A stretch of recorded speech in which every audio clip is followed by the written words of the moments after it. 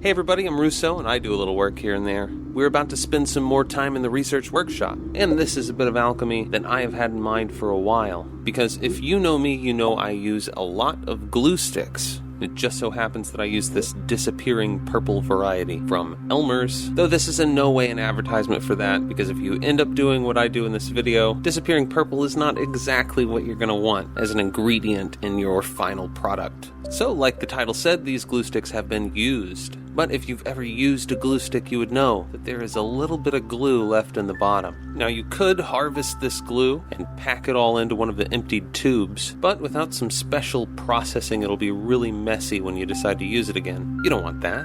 So I've got a lot of glue sticks with just that little bit of glue left in the bottom. They are at various levels of moisture content, so we're going to have to do some special things to get them all mixed together properly. So here I've got a little prize capsule, a toothpick, and of course the fabled glue stick. And the idea is that you pop out the core and scrape the sides down. You could use a wider tool to do this scraping, but you might not be able to get down into the bottom. And hey, a small warning.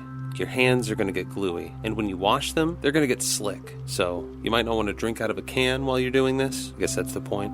So yeah, you scrape it out, put it in the prize ball, then you rinse and repeat. Hopefully you've got a lot of these because one doesn't give you that much material. If you use glue sticks a lot, I don't think this is going to be a problem though. Plus, once you do scrape them all out, you're going to get quite a bit of stuff. Of course, I've chopped this around with a toothpick a bit. Again, you could use whatever you want, but I want to make it a little more pliable. I don't want to melt it necessarily, because I'd be worried about melting that ball as well. And we got to get a sort of double boiler setup running here. So I've poked 3 small holes in one lid. I have another one just sitting somewhere for later, but this will keep the top from popping off, because we don't want that either. I've got the heat set to like 1 or 2. I'm not really trying to boil the water. I just want it to get hot. And in truth, it's probably just over, 100 degrees Fahrenheit. Give it a few minutes in there and it should get pretty pliable. And that's exactly what we're going to need for the additives.